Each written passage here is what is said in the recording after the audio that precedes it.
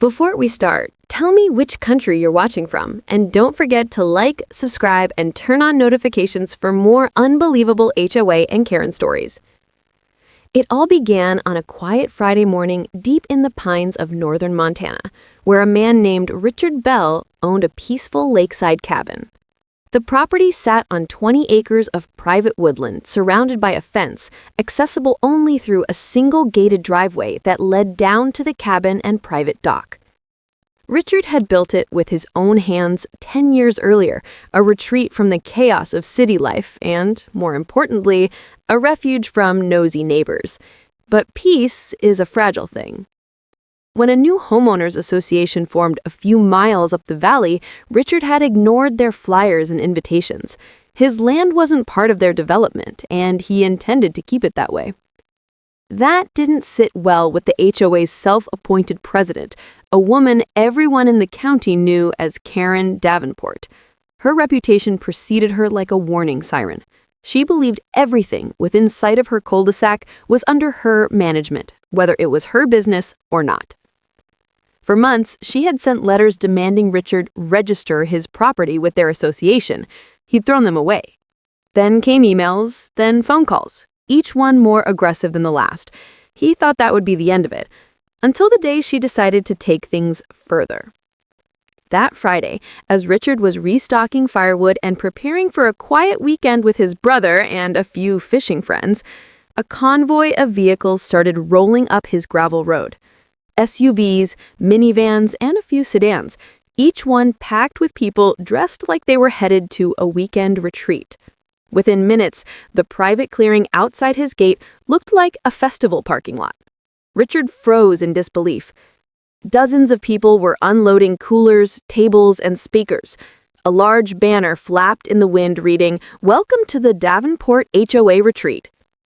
At first, Richard thought they had the wrong address. But when Karen stepped out of a white SUV wearing a wide-brimmed hat and holding a clipboard, he realized this wasn't a mistake.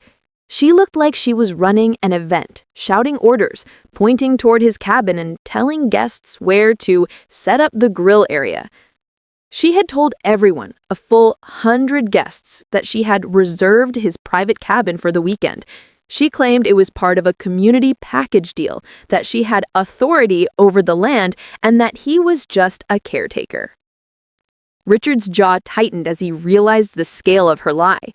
Strangers were already trying to open the gate, assuming they had every right to walk in. Some even carried folding chairs toward his dock, while others wandered through the trees like they owned the place. He knew that confronting them directly could cause chaos, so he took a deep breath, went inside, and activated the heavy-duty chain lock on the gate. Then he picked up his camera, not to fight, but to record. By the time Karen noticed the gate was locked, her guests were growing restless. They couldn't access the retreat she promised. She stomped toward the metal bars, demanding to know why the gate was closed. Richard simply watched through the window, filming every second. Her voice echoed across the woods as she tried to save face in front of her guests, insisting she'd handle it. But Richard had other plans. Instead of opening the gate, he posted large, laminated signs along the fence line. "Private property, trespassers will be reported." He knew local law enforcement well, and he made a quick call to dispatch, informing them about a potential trespassing situation. As minutes turned into an hour, the party crowd grew uncomfortable. Guests started realizing something was wrong. Some started questioning Karen, asking for proof of her reservation. Others started checking their phones, searching for the cabin online, only to discover it wasn't a rental, it was a private home. The mood shifted from cheerful to confused, then angry. Parents began packing up, kids crying, cars reversing awkwardly along the narrow gravel path. Karen's attempt at a grand HOA retreat was crumbling right in front of her. But instead of admitting fault, she doubled down. She stood at the gate, shouting through the bars, accusing Richard of violating community agreements. She claimed she'd file a report for refusing access to HOA members. Richard didn't respond. He didn't need to. The police arrived before she could finish her tantrum. 2 county deputies stepped out, calm but firm. They spoke to Karen first, who tried spinning her story about community property and shared lake access. Then they approached Richard, who handed them printed copies of his deed, dated years before the HOA even existed. The deputy's expressions said it all. Karen's confidence melted away when she realized the officers weren't backing her. They told her plainly that she had no authority and that trespassing on private property was a criminal offense. The crowd watched as her fabricated event completely collapsed. The deputies gave her a warning and instructed everyone to leave the area immediately. Richard watched the line of vehicles retreat one by one down the dusty road, leaving behind tire marks and discarded flyers that read, HOA Retreat 2025. By the time the sun dipped below the mountains, the property was silent again. But Richard wasn't done. He knew this wasn't over.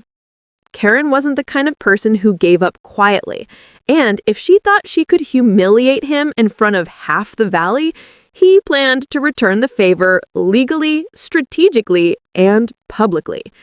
As he replayed the video footage on his laptop that night, he smiled at one particular shot. Karen banging on the locked gate, shouting while her own guests looked embarrassed behind her. That clip alone would be enough to expose her lies once and for all. But Richard had something even bigger in mind.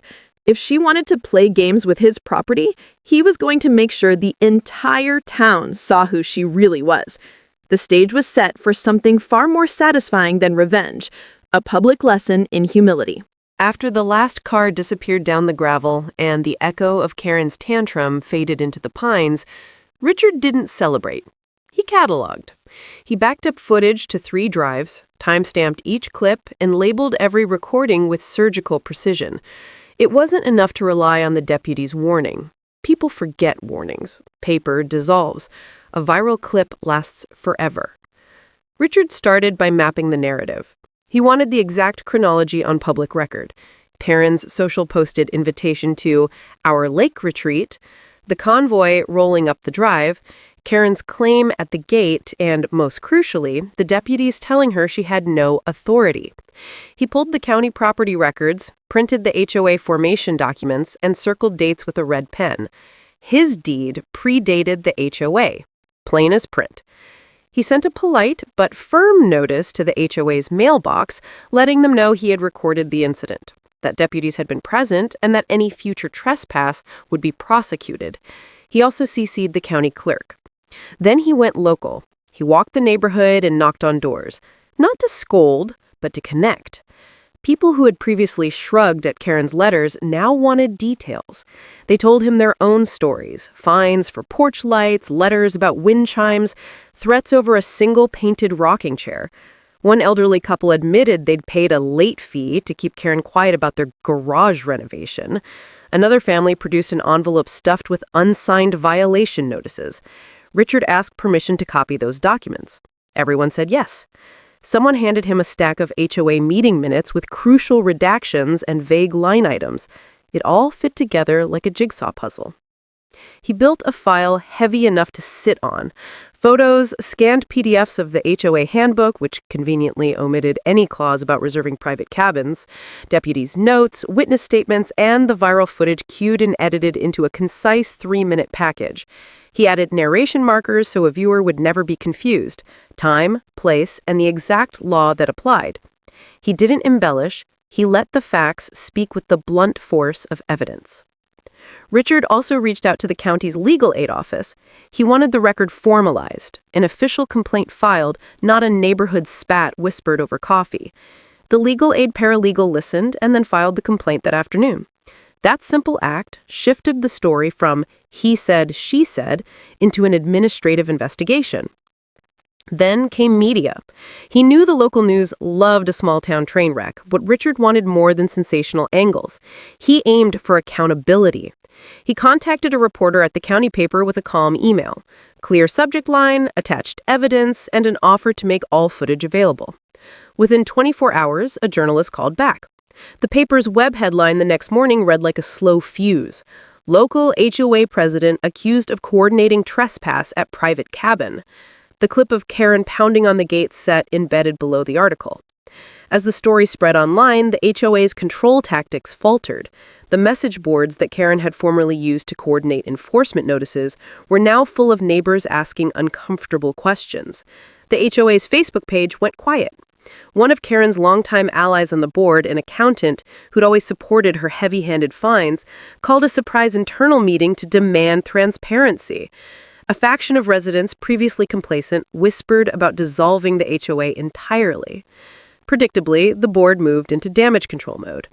They sent out a sanitized press release that tried to frame the incident as a misunderstanding. They claimed Karen had been checking for safety concerns. Richard filed a counter notice immediately, attaching the deputy's report and the journalistic coverage.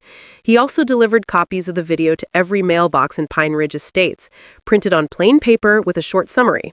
Private property, deputies present, no reservation existed. Karen's reaction was classic escalation. She retained a lawyer who sent a letter threatening defamation litigation if the video was circulated further. The letter had legalese, but it lacked one thing: facts. Karen's lawyer demanded Richard retract the video. Richard's attorney replied with 3 paragraphs and an offer: settle the parking fines and withdraw false claims publicly, or the county would audit the HOA's records.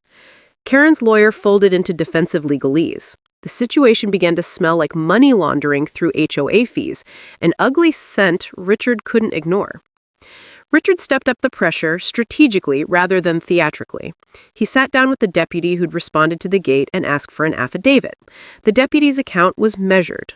Timeline, precise statements, the warning issued to Karen. With that sworn statement, Richard filed a formal trespassing complaint and forwarded copies to the county prosecutor. He made sure the paper trail was airtight. Meanwhile, the community dynamic shifted fast. Some neighbors who'd once applauded Karen's zealous policing now admitted to being intimidated into silence. A young couple who'd paid an unexplained $2,000 maintenance fee for a pooling project asked Richard to help them file a civil claim. He referred them to the county investigator handling the HOA probe. 10 households came forward with similar stories: fines, shadowy charges, demands that always benefited the same few vendors. Public pressure forced the HOA's hand. At the next scheduled meeting, announced after a week of silence, residents packed the hall. Cameras from local news outlets crowded the doorway. Karen arrived with her usual clipboard, but this time the crowd's mood was brittle and skeptical. At the podium, she tried to reframe the narrative. The deputy's affidavit and Richard's compiled evidence sat on the meeting table, like an accusation. Board members shuffled nervously. A trustee who'd supported Karen for years publicly recused himself, citing a need for impartial review. That meeting broke the HOA's aura of omnipotence. Residents voted to place Karen on immediate administrative leave pending an independent audit. They also petitioned the county for oversight. Within days, the county opened an investigation into the HOA's finances. The first subpoena targeted the bank account that funded community events. The second demanded invoices from 2 landscaping companies that had repeatedly billed the HOA, both owned by relatives of an unnamed board member. When investigators started knocking on doors, nervousness spread like wildfire through the neighborhood. A few people who'd previously benefited from Karen's network now looked like they might be implicated. Friends who had once deferred to Karen's authority were suddenly calling Richard, asking how bad the exposure could get. He answered plainly, it depends how honest they were. In the midst of the legal maneuvering, social pressure did what court orders sometimes cannot. Karen tried one last stunt, another invitation, this time smaller, enticing people with complimentary refreshments. But people who'd once followed her blindly now rolled their eyes. Only a handful showed up. The event fizzled, her grip loosened further. By the time the county auditor delivered the first of several subpoenas to the HOA office, Karen's public image was in ashes. The audit revealed irregular expenses, unapproved transfers, and a litany of procedural violations. The bank froze the HOA's account pending the investigation. That single freeze sent ripples. Landscapers stopped work, alleged fines could not be paid, and the board's enforcement machinery faltered. Richard watched it all with a measured sense of relief. He hadn't set out to destroy anyone's life. He had, however, wanted to stop the pattern that allowed one person to weaponize community rules for personal gain. The sheriff's trespassing complaint remained active, the county kept auditing, and the local paper continued to publish stories that exposed more oddities in the HOA's ledgers. As Chapter 2 closed, Richard realized the hardest part wasn't the viral clip or the deputy's intervention. It was what came next, a legal process that could take months, the slow unraveling of a structure that had controlled his neighbors for years. He had won a tactical victory at the gate, but the systemic problem required persistence. He fortified his gates, backed up his footage once more, and prepared for the next stage, the courtroom, where evidence would face cross-examination and where Karen would finally have to answer under oath for everything she had done. The day of the hearing arrived under a pale gray sky. It wasn't the kind of day that shouted drama, but for everyone involved, it carried the weight of judgment. The county courthouse stood like an old sentinel, the American flag rippling in the morning breeze. Reporters lined the steps, their microphones poised, their cameras waiting for movement. The entire town had followed the story from that first viral clip of Karen at Richard's gate. Now, they were about to see the conclusion unfold. Inside the courtroom, the tension was almost physical. HOA members filled the benches, some whispering, some avoiding each other's eyes. Karen sat at the defense table, posture rigid, her lawyer flipping through files with trembling fingers. Across from her, Richard sat calmly with his attorney and a thick binder of evidence. He had learned that truth didn't need theatrics. It only needed patience and documentation. The judge, an older man with a steady gaze, had already reviewed the complaint. This wasn't a simple neighborhood dispute anymore. The charges had grown beyond trespassing. The county's audit revealed misused funds, fraudulent fines, and unauthorized transfers totaling nearly $180,000. What had started as a gate confrontation had cracked open years of quiet corruption. The prosecution presented first. They began with the footage. The courtroom lights dimmed and the large monitor came alive with that now famous clip. Karen standing at Richard's gate demanding entry for her guests, the caravan of vehicles behind her, and the deputies arriving to set the record straight. The room stayed silent except for the faint sound of the video's wind and gravel. When the clip ended, even Karen's lawyer avoided her eyes. Next came the audit summary, line after line. The county auditor described maintenance projects that didn't exist, invoices sent to companies that shared Karen's home address, and mysterious cash withdrawals marked as event reimbursements. Each figure painted the same picture: control and greed disguised as management. But the most damning testimony came from within.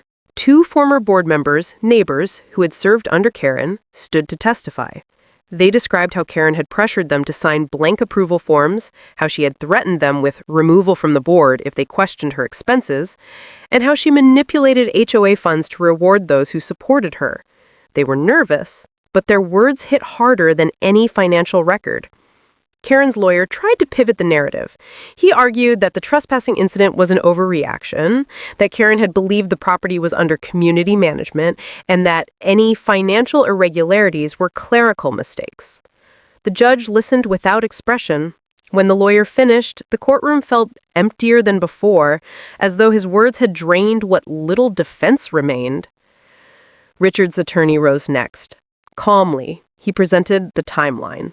Every date, every report, every notice. He didn't raise his voice, he didn't embellish, he simply let the evidence stack up like bricks, each one heavier than the last. He concluded by stating that Richard hadn't sought revenge. He had sought accountability for years of unchecked behavior that had turned a peaceful community into a place of fear and fines. When Karen's turn to speak, the mask finally cracked. She stumbled through her statement, alternating between defiance and denial.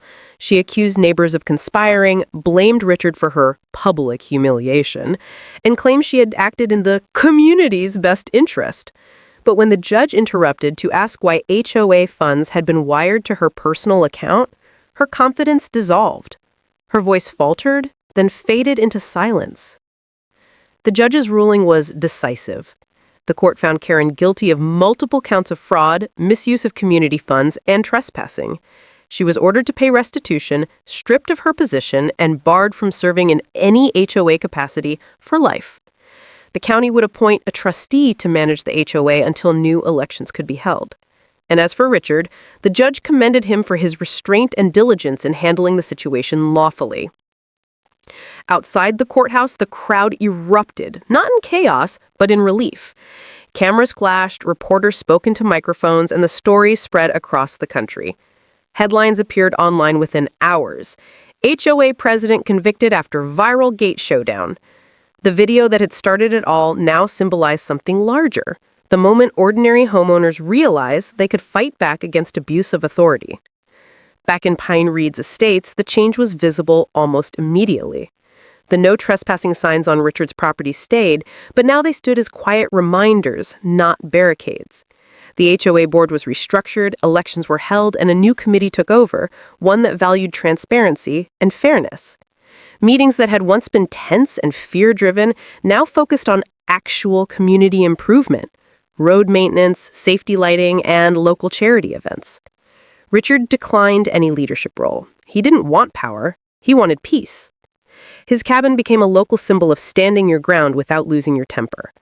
Neighbors visited to thank him. Some brought pies, others brought apologies. One older man said he'd lived in Pine Ridge for 20 years and never thought he'd see the HOA held accountable. Karen, meanwhile, disappeared from the neighborhood after sentencing. Her house went on the market quietly, and rumors circulated that she'd moved several states away. For many, her name became a warning, a reminder of how easily authority can corrupt when left unchecked. As months passed, Richard rebuilt his quiet life. The lake shimmered as it always had, the air was clean, the dogs roamed freely, and peace returned. Occasionally, someone new to the area would mention the viral video with a laugh, not realizing they were talking to the man behind it. He'd just smile, shake his head, and go back to his chores. That evening, as the sun dipped below the tree line and the cabin lights flickered on, Richard reflected on the entire ordeal. What began as an act of trespass exposed an entire system of deceit. It wasn't just about one HOA or one Karen. It was about the importance of boundaries, both physical and moral. He knew one truth above all others. Bullies crumble under the weight of facts, and justice, though slow, always finds its way. The camera would fade out on the quiet lakeshore, the reflection of the sunset painting the water gold. And then the closing line would play softly over the fading light. Thanks for watching. Do like and subscribe for more HOA and Karen justice stories. And tell me in the comments, which country are you watching from?